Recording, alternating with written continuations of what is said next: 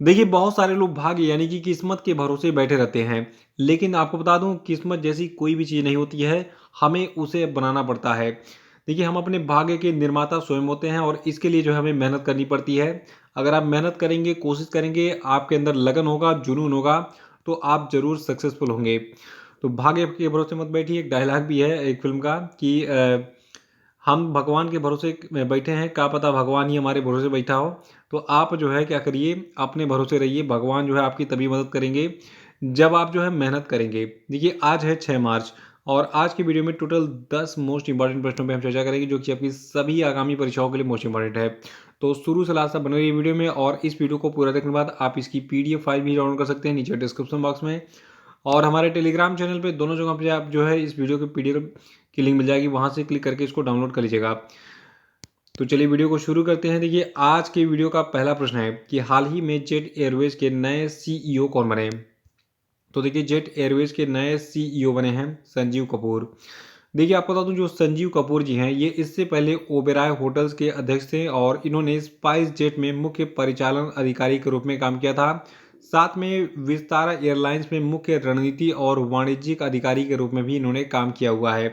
तो ये इनका काम का एक्सपीरियंस है, इसको बस एडिशनल में याद रखिएगा, क्योंकि कभी कभी पूछ लेता है एग्जाम में कि संजीव कपूर पहले कहाँ काम करते थे। तो अभी बस याद कर लीजिए कि संजीव कपूर जेट एयरवेज के नए सीईओ यानी कि चीफ एग्जीक्यूटिव ऑफिसर बन गए हैं। देखिए, जो आपका जेट एयरवेज कंपनी है, इसकी स्थापना नरेश गोयल के द्वारा की गई थी 1 अप्रैल 1992 को और इसका मुख्यालय भी मुंबई में है।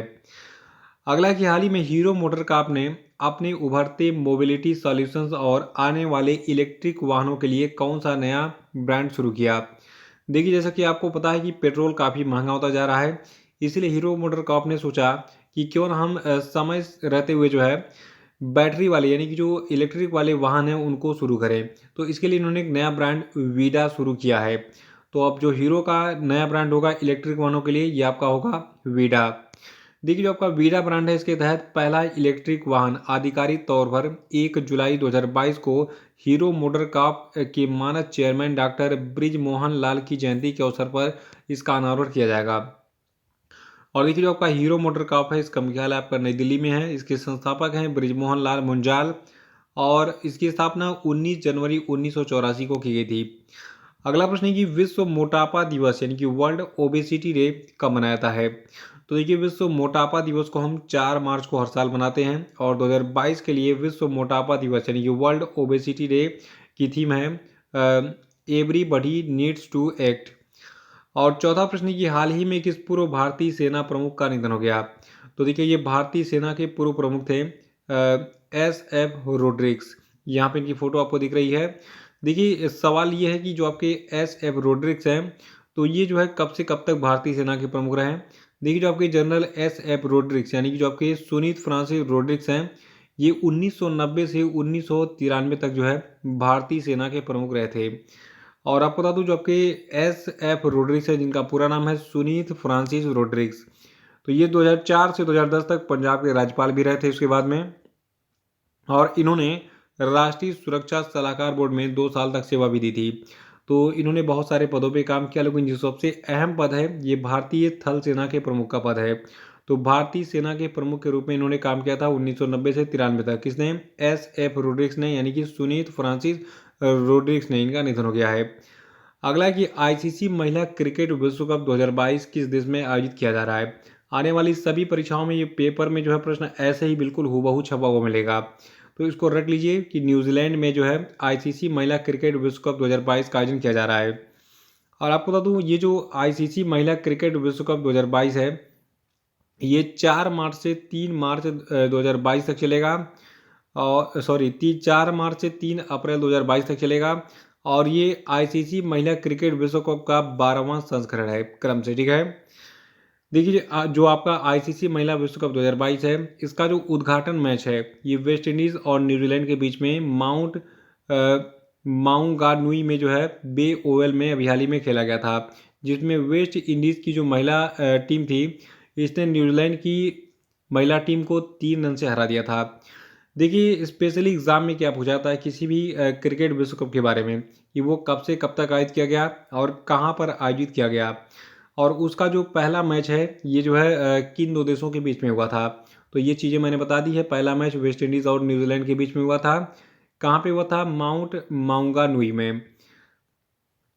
और देखिए आज 6 मार्च है, तो आज जो है भारत और पाकिस्तान के बीच में जो है ओपनिंग मैच होगा, ठीक है। यानी कि भारत जो है ओपनिंग करेगा इस सीरीज में पाकिस्तान के खिलाफ खेलकर। तो आज जो है टीवी ऑन रखिए और इंडिया और पाकिस्तान के मैच का मजा लीजिए। अगला प्रश्न है कि भारतीय एक्सा लाइफ इंश्योरेंस की ब्रांड एम्बेसडर कौन बनी? तो देखिए भारतीय एक्सा लाइफ इंश्योरेंस की ब्रांड एम्बेसडर बनी है विद्या बालन। आपको बता दूं जो आपकी विद्या बालन है ये ब्रांड एम्बेसडर के रूप में भारतीय एक्सा लाइफ इंश्योरेंस के do the smart thing campaign को बढ़ावा देने में मदद करेंगी। और देखिए जो भारतीय एक्सा लाइफ इंश्योरेंस है इसके एमडी और सीईओ है पराग राजा। इसकी स्थापना 2007 में की गई थी। इसका मूल संगठन है भारतीय एंटरप्राइजेज। और अगला प्रश्न है कि मार्च 2022 में भारतीय रिजर्व बैंक ने महाराष्ट्र के सांगली में स्थित किस बैंक का लाइसेंस रद्द कर दिया?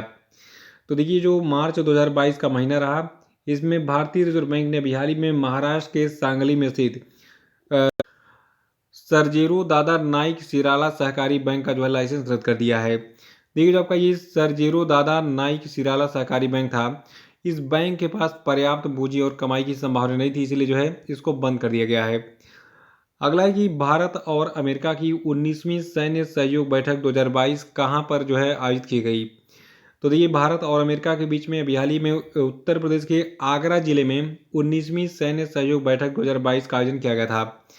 और देखिए इस चर्चा का जो सह अध्यक्षता है ये भारत की तरफ से एयर मार्शल BR कृष्णा, जो कि chief of integrated defence staff to chairman of staff committee हैं। और अमेरिका की तरफ से lieutenant general Stephen D Sklenka Sklenka, जो कि deputy commander US Indo Pacific command है, ठीक है। तो इन्होंने अपने अमेरिका की तरफ से जो है पक्ष रखा। तो भारत और अमेरिका की तरफ से किसने किसने पक्ष रखा, इन दोनों का नाम नोट कर लीजिएगा। देखिए ये जो सम्मेलन है ये रूस और यूक्रेन के बीच में जो महत्वपूर्ण सैन्य अभियान चल रहा है, ठीक है, उसको लेकर किया गया कि रूस और यूक्रेन के बीच में जो तनाव है उसको कैसे कम किया जाए। और देखिए आपको बता दूं भारत जो है ये रूस के खिलाफ इसलिए नहीं जा रहा है क्योंकि भारत का लगभग 70% रक्षा उपकरण कहाँ पे बनता है? रूस यानी कि रसिया में। यानी कि भारत के पास जो भी 70% लगभग हथियार है ये रूस के द्वारा मना कर दिया गया है, ठीक है। बहुत सारे तोप, बहुत सारे मिसाइल वगैरह, ब्रह्मोस वगैरह का जो है निर्माण भारत ने रसिया के साथ ही मिलकर किया है। तो इसलिए भारत और रूस के जो संबंध है ये बहुत पुराने हैं, प्रगाढ़ हैं। जब पूरी दुनिया भारत के खिलाफ थी तब रूस ने भारत का साथ दिया था। तो इसलिए आज भारत जो है रूस के साथ खड़ा है और रूस भी भारत के साथ अभी भी खड़ा है। तो अभी हाल ही में भारत और अमेरिका की जो 19वीं सैन्य सहयोग बैठक 2022 है ये आगरा में आयोजित की गई थी, याद रखिएगा। अगला प्रश्न है कि हाल ही में किस राज्य में हेरत महोत्सव मनाया गया? तो देखिए हेरत महोत्सव का जो आयोजन है ये जम्मू कश्मीर में हर साल किया जाता है। और देखिए हेरत को जो है हरा शिव की रात कहते हैं, ठीक है, जिसे आमतौर पर महाशिवरात्रि के रूप में भी जाना जाता है। देखिए जो आपका जम्मू कश्मीर राज्य है, ठीक है, इसमें कश्मीरी पंडितों के द्वारा मनाया जाने वाला ये प्रमुख त्यौहार है हेरत महोत्सव। और जो आपका ये त्यौहार है ये भगवान शिव और देवी उमा पार्वती की शादी की सालगिरह का प्रतीक है। और 2022 में जो आपका हेरत महोत्सव ये 28 फरवरी 2022 को मनाया गया था, इसको याद रखेगा। देखिए साथ में कुछ और अपडेट हैं कि जम्मू कश्मीर में और कौन कौन से त्यौहार मनाए जाते हैं। तो देखिए जम्मू कश्मीर में जो है दोस्मोचे त्यौहार मनाया जाता है, हेमिस महोत्सव मनाया जाता है, कांचोड़ उत्सव मनाया जाता है, ट्यूलिप फेस्टिवल मनाया जाता है। और जम्मू कश्मीर में ही स्पीतु गस्टोर महोत्सव मनाया जाता है, हरनवमी महोत्सव मनाया जाता है, चारी महोत्सव मनाया जाता है और बहु मेला मनाया जाता है। और अगला प्रश्न है कि हाल ही में भारत का पहला फ्लोटिंग स्टोरेज और रीगैसिफिकेशन यूनिट कहाँ पर रिसीव किया गया?